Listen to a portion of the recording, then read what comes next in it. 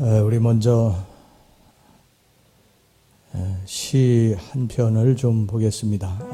노래의 가사인데요, 찬양의 가사인데 우리 가사 한번 좀 띄워주시기 바랍니다. 오늘 숨을 쉬는 것 감사, 나를 구원하신 것 감사, 내 뜻대로 안 돼도 주가 인도하신 것 모든 것 감사, 내게 주신 모든 것 감사, 때론 가져가심도 감사, 내게 고난 주셔서 주 뜻 알게 하신 것 모든 것 감사. 주님 감사해요. 주님 감사해요. 내가 여기까지 온 것도 은혜입니다. 주님 감사해요. 주님 감사해요. 나를 사랑하신 주 사랑 감사합니다. 항상 주 안에 있음 감사, 참된 소망 주심도 감사, 나 같은 사람도 자녀 삼아주신 것 모든 것 감사. 주님 감사해요. 주님 감사해요. 내가 여기까지 온 것도 은혜입니다. 주님 감사해요. 주님 감사해요. 나를 사랑하신 주 사랑 감사합니다. 우리 손경민이라고 하는 목사님이 지으신 가사고 곡입니다. 너무 좋은 곡 같아요. 며칠 전에 저도 처음 알았습니다. 우리 아내가 저에게 소개를 해서 처음 지난 목요일 날 들었어요. 그래서 우리 성도들하고 같이 은혜를 좀 나눠야 되겠다 생각을 하고 배웠습니다. 같이 이제 우리 찬양을 부르면서 가사 생각하고 우리 은혜 받도록 하겠습니다.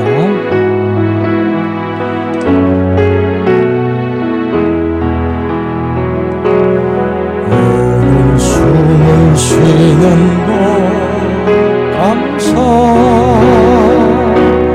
나를 구원하신 것 감사, 내 뜻대로 안 되고 주가 인도하신 것 모든 것 감사, 내게 주신 모든 것 감사, 때론 가져가신 것 감사, 내게 고난 주신 주 뜻 알게 하신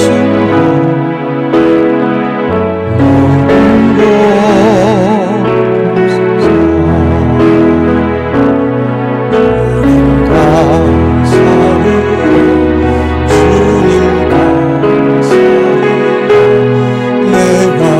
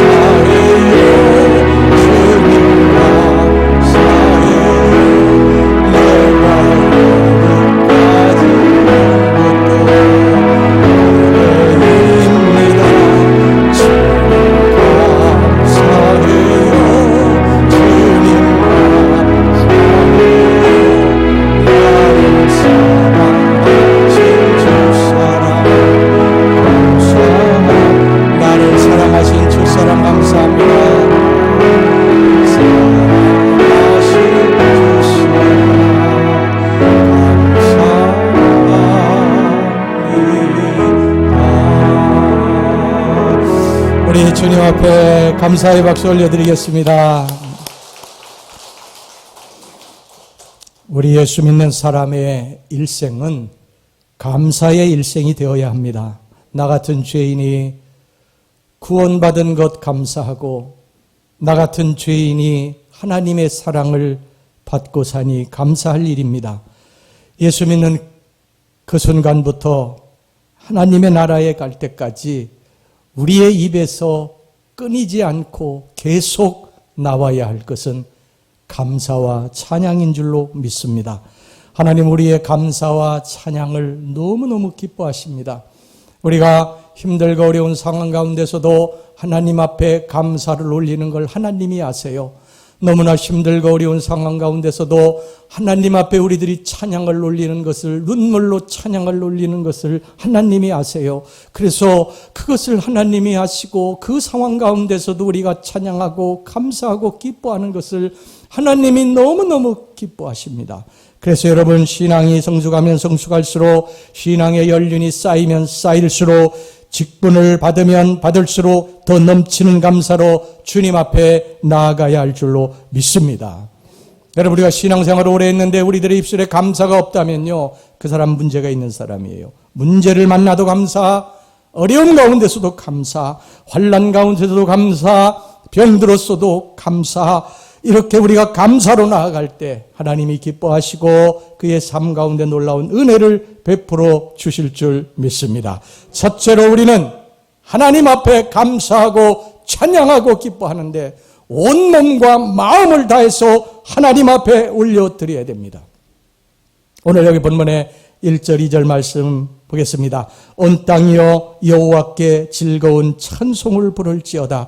기쁨으로 여호와를 섬기며 노래하면서 그의 앞에 나아갈지어다.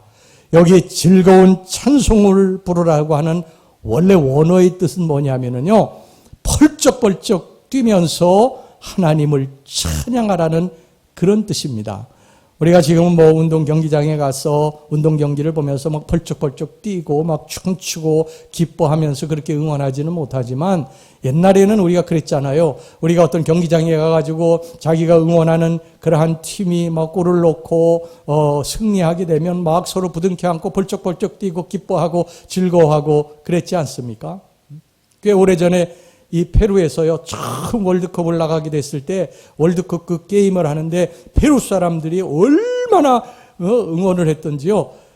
그날 그 게임하는 날 페루에서 그 지진 그 진동이 느껴졌다는 거예요. 그게 감지가 됐다는 것입니다. 얼마나 막 그냥 열광을 하고 펄쩍펄쩍 뛰면서 응원을 했는지. 여러분, 우리가 만왕의 왕 예수 그리스도, 거룩하신 나의 아버지, 지금도 나와 함께 하시고 나를 도우시는 그 하나님을 찬양하는데, 여러분, 우리들이 거리낄 게 뭐가 있습니까? 하나님 앞에 우리들이 나가는데 우리들을 가로막는 게 뭐예요? 많이 배워서? 아닙니다. 어린아이와 같이 하나님 앞에 찬양해야 됩니다. 높은 지위, 권세, 물질 다 내려놔야 됩니다. 하나님을 찬양하는데 이것이 걸림돌이 돼서는 안 됩니다.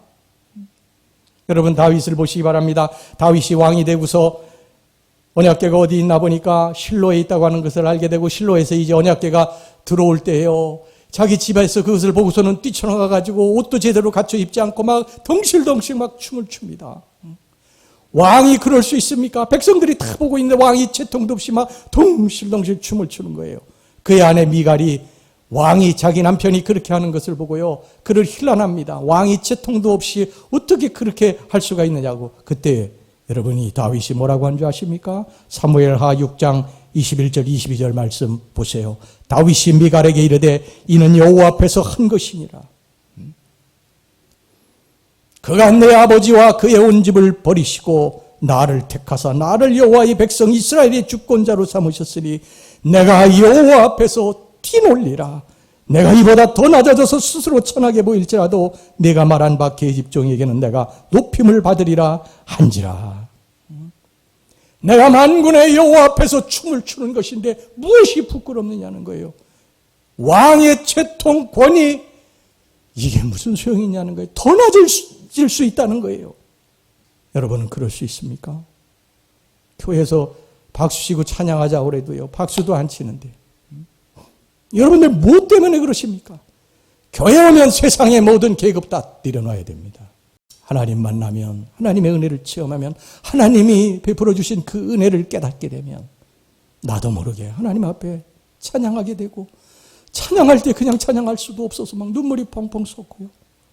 하나님의 은혜가 너무너무 기뻐가지고 막 벌쩍벌쩍 뛰기도 하고, 그렇게 하지 않습니까?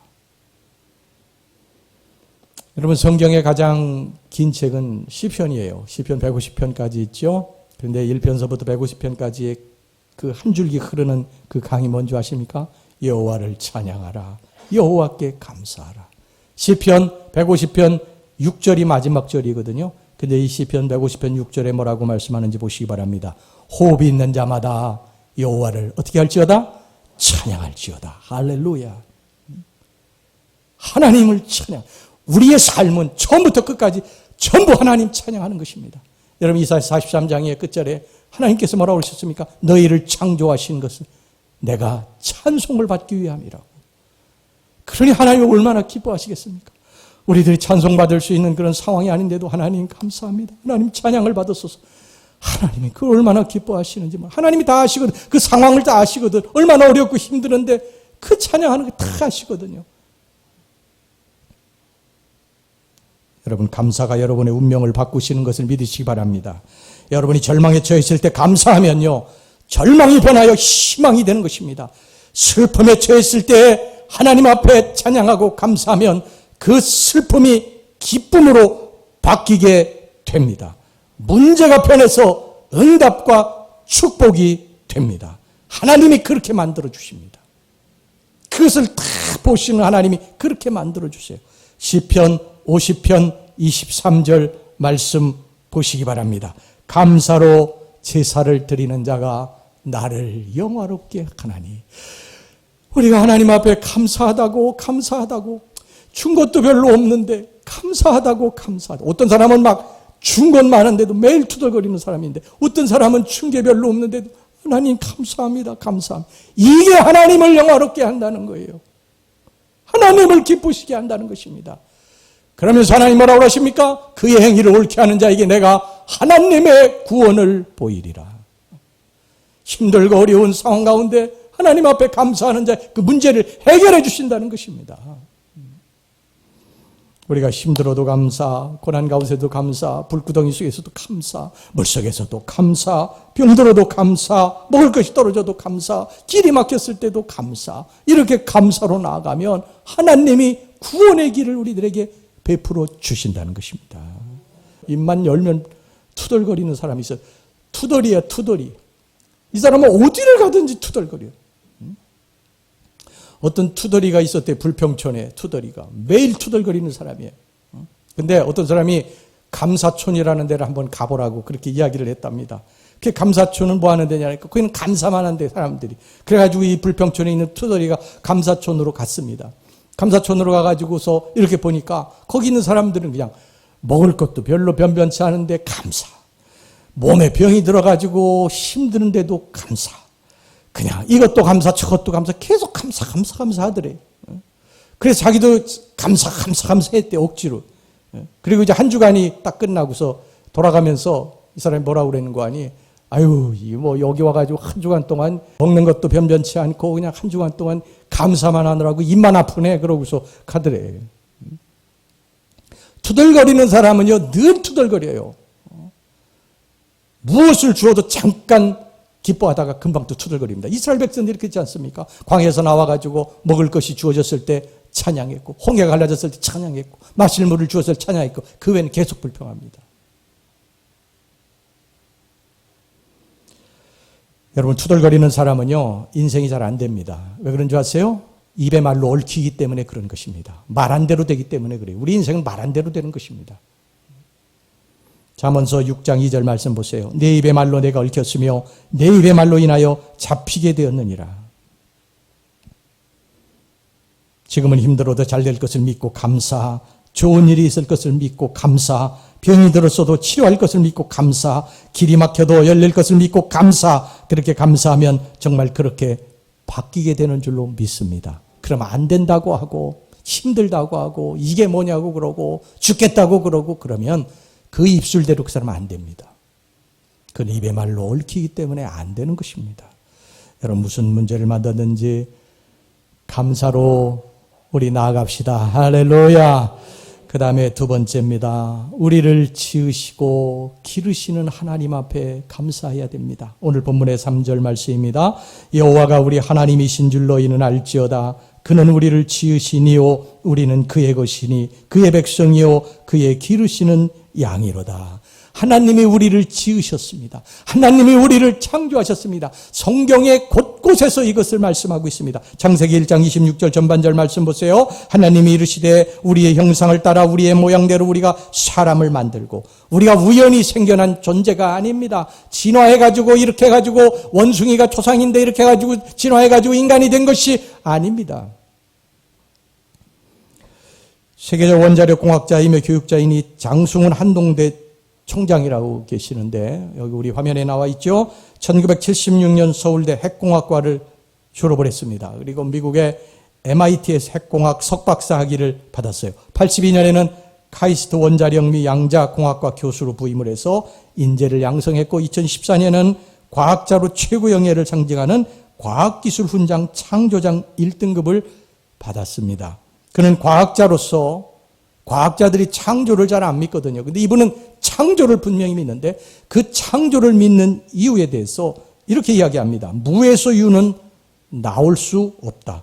빅뱅 이론이 성립하기 위해선 최초의 순간에 에너지나 물질이 있어야 가능하지만 에너지나 물질은 스스로 존재할 수 없고 생명체를 다루고 있는 기본 단백질이 스스로 만들어질 확률은 10의 500승분의 1, 즉 제로에 가깝다. 간단한 세포 하나도 스스로 만들어질 확률은 없다.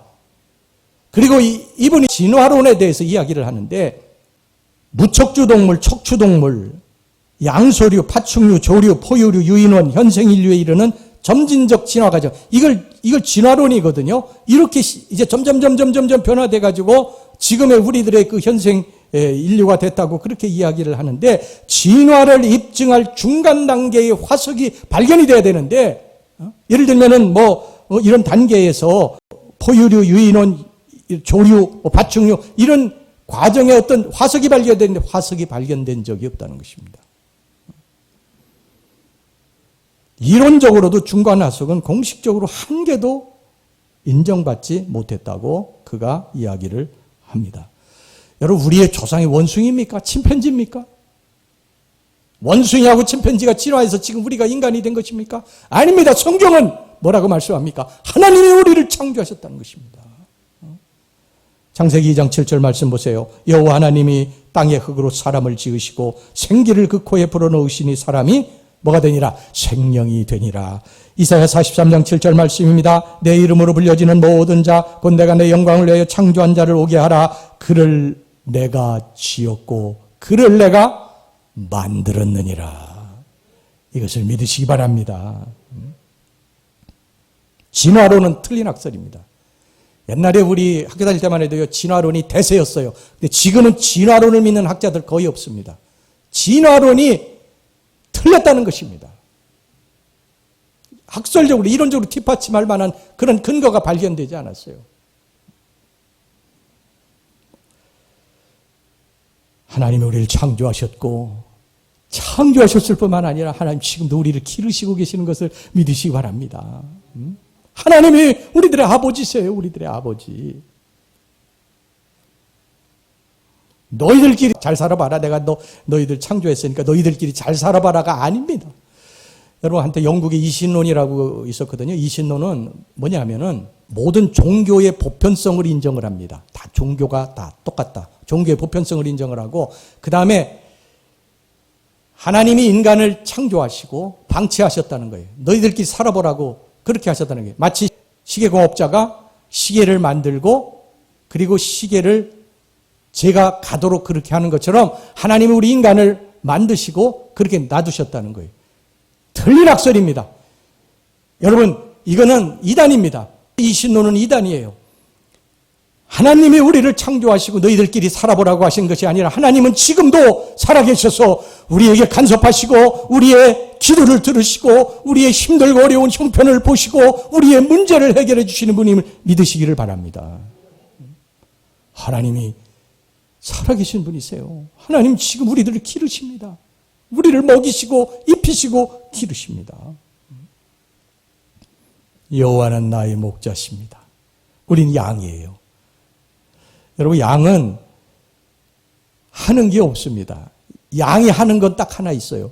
목자만 따라가면 됩니다. 목자만. 그러면 목자가 그 양을 배고프면 푸른 초장으로 인도하시고 그 다음에 목이 마르면 잔잔한 물가로 인도합니다. 그리고 쉴 때는 막대기로 사나운 짐승을 지켜줍니다. 양은 할 게 없어요. 양은 목자만 바라보면 됩니다. 하나님은 우리의 목자시고 우리는 그의 기르시는 양인 줄로 믿습니다. 우리가 해야 할 일은요, 하나님만 바라보는 거예요. 우리들이 발로 뛰어서 사는 게 아니에요. 하나님이 도와주셔야 사는 줄로 믿습니다. 하나님이 우리의 주인이세요. 우리의 목자십니다. 우리는 그분만 따라가면 됩니다. 할렐루야.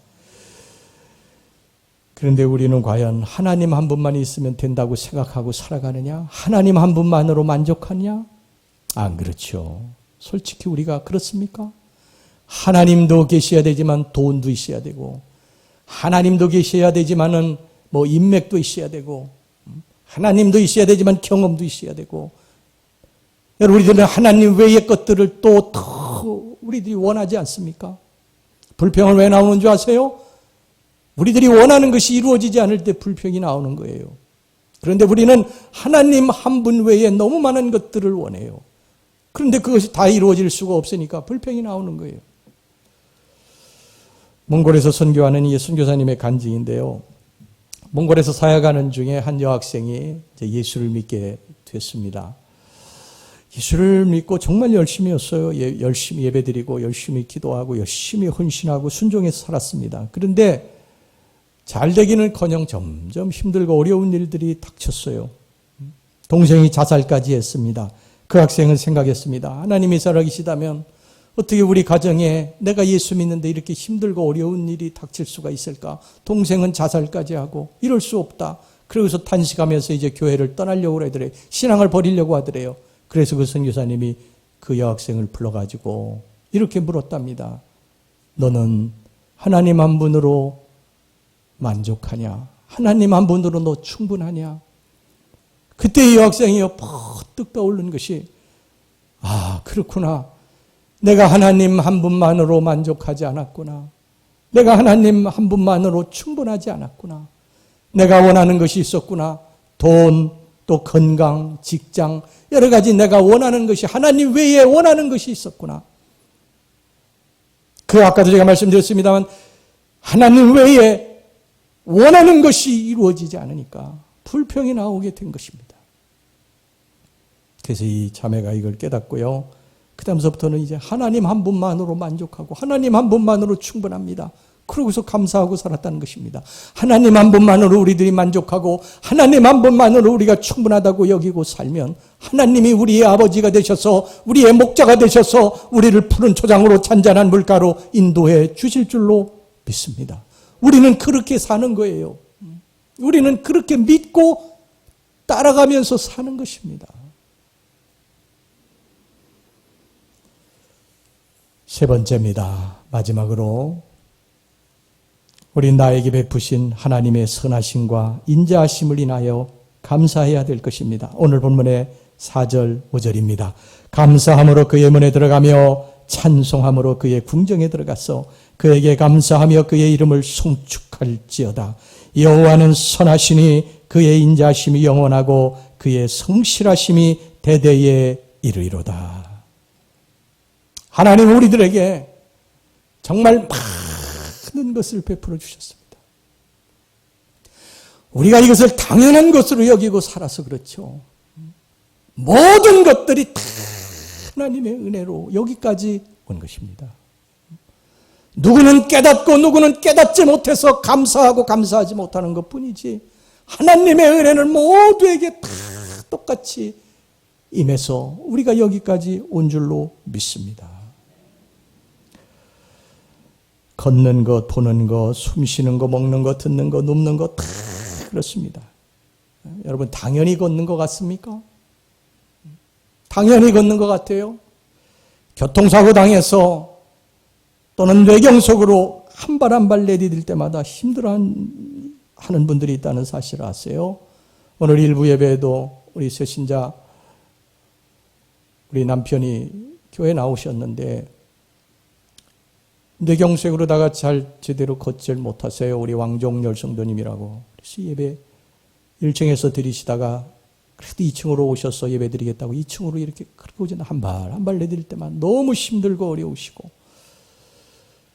제가 안수 기도해서 이렇게 보내드렸습니다. 여러분 걷는 거, 여러분들은 걷는 거에 대해서 감사해 본 적 있으세요? 당연한 것입니까? 걷는 게? 그런 분들에게 걷는 게 당연하냐고 물어보세요. 당연한 거 아닙니다. 여러분 보는 거 당연한 것입니까? 내가 볼 수 있는 것에 대해서 감사하는 사람이 얼마나 돼요? 제가 오래전에 우리 학생들 수련회를 데리고 와가지고 학생들에게 시각장애인들의 그 아픔을 좀 같이 공감해 보라고 30분 동안 눈을 가리고서 돌아다니게 했어요. 절대 멈추어 서지 말고 앉지 말고 30분 동안 계속 돌아다녀라. 여러분 30분 동안 돌아다니고 와가지고서 그들 보니까요. 넘어지지 않은 애들이 하나도 없고 다치고 다 까지고 전부 아이들이 그렇게 됐어요. 시각장애인들이 얼마나 힘들고 고통스럽게 살아가고 있는 것을 자기들이 깨달았다는 거예요. 여러분 우리들이 볼 수 있는 것 이게 당연한 것이에요? 아닙니다. 들을 수 있는 거 감사하시기 바랍니다. 듣지 못하니까요 소외돼요. 듣지 못하니까요 답답하니까 소외돼요. 사람들하고 자꾸. 먹는 거 감사하시기 바랍니다. 우리는 없어서 못 먹잖아요. 살찔까 봐 못 먹잖아요. 밤에 라면 좀 이렇게 끓여 먹었으면 좋겠어요. 한 5개쯤. 근데 못 먹어. 살이 찔까 봐. 몸에 안 좋을까 봐. 식욕은 있는데 못 먹는 거예요. 저희 어머님이 이제 청주에 이렇게 제가 한 달에 한 번 이제 내려가면 아유 밥을 먹는 게 꼭 모래 씹는 것 같다고 그렇게 그냥 그래도 억지로 잡수시라고 하는데 이제 그게 그땐 몰랐는데 그게 암이 이제 이미 진행이 되고 있었던 것 같아요. 근데 이제 저희 아내하고 이제 내려가면 저희 아내가 맛있게 먹는 것을 이렇게 옆에서 보시면서 얘야 입맛 좋을 때 많이 먹어라. 이렇게 늘 말씀하셨어요. 입맛 좋을 때 많이 먹어야 된다. 우리가 맛있게 먹을 수 있는 거 하나님의 은혜인 줄 아시기를 바랍니다. 제가 몇 년 전에 산에서 내려오다가 허리를 다쳤지 않습니까? 그래서 여러분들이 참 기도도 많이 해주시고 그러셨는데 저는 태어나가지고 그렇게 허리가 아파본 적이 한 번도 없어요. 너무너무 아파가지고 제가 침대를 올라가야 되는데 그 침대를 올라갈 수가 없는 거예요. 너무 아파가지고 엉엉 울면서 이렇게도 안 되고 저렇게도 안 되고 막 그러고서 뒹굴어가지고 어떻게 뒹굴어서 올라가서 잠을 잤어요. 여러분 우리가 침대에 올라가는 것을 감사하는 사람이 어디 있어요? 그런데 우리들의 삶에 이런 일들이 비일비재하다는 거예요. 우리들이 깨닫지 못해서 당연한 것으로 여기고 살아서 그렇지 우리의 삶에는 정말 찾아내면은요 너무너무 감사할 일들이 많이 있습니다. 당연한 거 아니에요. 당연한 것처럼 살지만 당연한 거 아니에요. 근데 우리 인간이 정말 바보 같아가지고요 꼭 병들어서 그걸 깨달아. 병들어서. 사고 나서 깨달아. 사고 나서. 없어지고 나서 그걸 깨달아요. 여러분 우리는요 원망할 자격이 없는 사람들이에요. 우리의 지난 날들을 보세요. 하나님 앞에 뭐 선한 구석이 있어요? 죄짓고 방탕하고 하나님 하지 말라고 하는 것만 골라서 하고 사람들에게 얼마나 많은 잘못을 저질렀어요. 마음 아프게 하고 욕하고 비난하고 거짓말도 수도 없이 하고요. 내 이익을 위해서 다른 사람들을 짓밟고 이런 일들을 우리는 수도 없이 하고 살아온 사람들이에요. 그럼에도 불구하고 하나님은 여전히 나를 사랑하시고 나에게 많은 것을 베풀어 주시고 계십니다. 이게 하나님의 은혜인 줄로 믿습니다. 하나님의 은혜인 줄로 믿습니다. 춤추고 찬양하며 살아도 부족합니다. 여러분, 프로제리아라고 들어본 적 있습니까? 프로제리아. 이 프로제리아가 뭐냐면 소아조로증입니다. 소아조로증. 아동이 걸리는 조로증으로 유년기에 노년이 되는 것입니다. 아이인데 나이는 몇 살 안 먹었는데 빨리 늙어가지고 정상인보다 7, 8배나 빨리 늙어가지고 노인이 되는 거예요. 전 세계에 한 100명 정도밖에 없는데 우리나라에 딱 한 명 있습니다. 홍원기라고 하는 15살 먹은 학생이 소아조로증에 걸렸어요. 아버지가 목사입니다. 홍성원 목사입니다. 그래서 살 날이 얼마 남지 않은 아들, 의사들 한 5년에서 7년. 빨리 늙으니까 5년에 7년 정도 남았다고.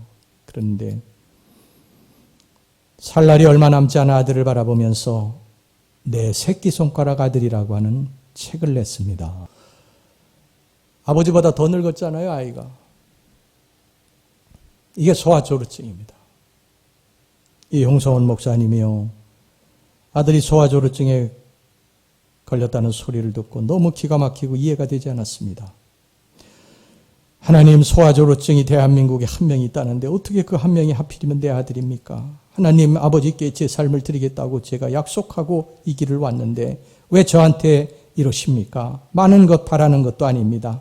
우리 아들 그냥 보통 아이처럼 살 수 있게 해주세요.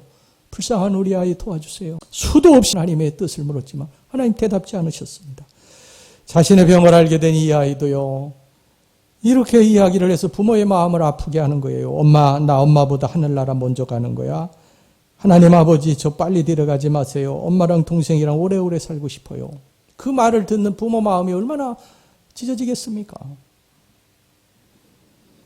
그런데 시간이 흘러가면서요, 죽음 또한 하나님의 섭리임을 받아들이면서 온 가족이 지금 살아있는 것에 감사하자. 어차피 우리에게 누구에게나 죽음은 오는데 이렇게 절망하며 하루하루를 보내지 말고 살아있는 것에 감사하자. 이렇게 결심을 합니다. 그의 아버지가, 그 홍성원 목사님이 이런 고백을 합니다. 가늘고 힘없는 목소리로 중얼거리던 아들의 노랫소리를 들으면서 아내와 저는 아들이 얼마나 더 살 수 있을지 걱정만 했다는 것을, 아들의 그 예쁘고 아름다운 목소리를 한 번도 제대로 즐기지 못했다는 것을 깨달았습니다.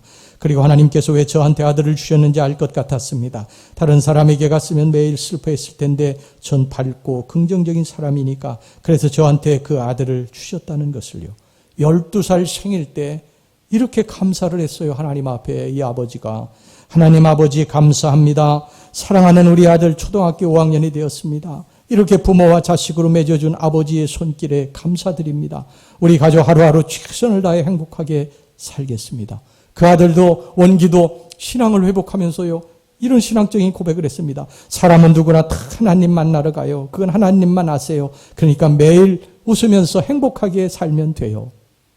그 책에서 목사님 마지막 이렇게 고백을 합니다. 한때는 나보다 먼저 세상을 떠날 아들과 함께하는 그 운명이 너무나 가혹하다고 생각했다. 그런데 어느새 그 원망과 분노는 사라져버렸다. 지금 내게 중요한 것은 즐겁고 행복하게 하루하루를 보내는 것이니까 온 힘을 다해 행복하다고 느끼는 시간을 있는 그대로 즐기는 삶이 내게는 가장 가치 있는 삶이 되었다. 사랑하는 우리 성도 여러분, 여러분에게 이와 같은 일이 만약 일어난다면 여러분은 어떻게 하루하루를 살아가시겠습니까?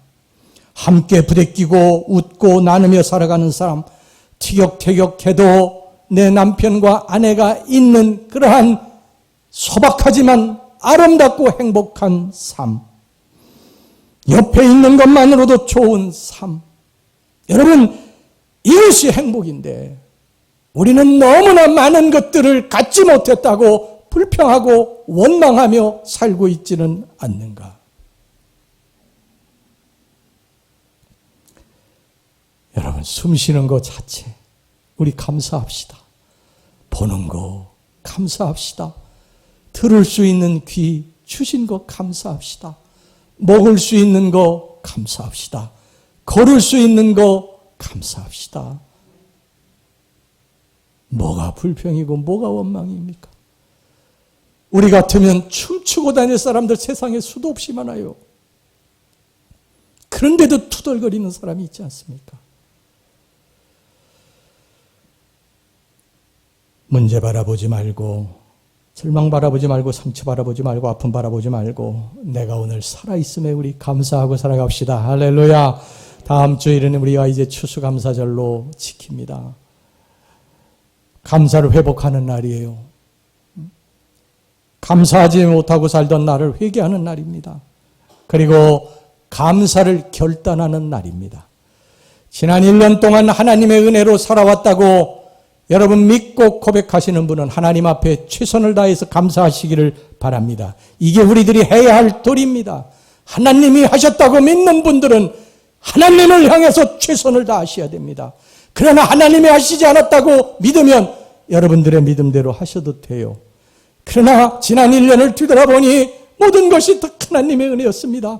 하나님, 나같이 부족한 자, 나 같은 죄인을 높여주시고 지금까지 길러주셨으니 그 수많은 사고 가운데, 질병 가운데서, 어려움 가운데서 하나님 나를 높여주시고 내 길을 열어주셨으니 하나님 감사합니다. 하나님의 은혜로 살았습니다. 하나님의 은혜에 감사하고 하나님께 여러분들 찬양을 올리실 분들 최선을 다하시기를 주의 이름으로 축원합니다. 하나님이 이걸 기뻐 받으시는 것입니다. 하나님이 그것을 너무너무 기뻐하십니다. 여러분들의 삶에 하나님이 구원의 역사를 이루어 주실 줄로 믿습니다. 감사를 회복하고 하나님 100% 중을 찾아내서 하나님 앞에 날마다 감사하고 새롭게 결단하는 우리 성도 여러분들 되시기를 주의 이름으로 축원합니다.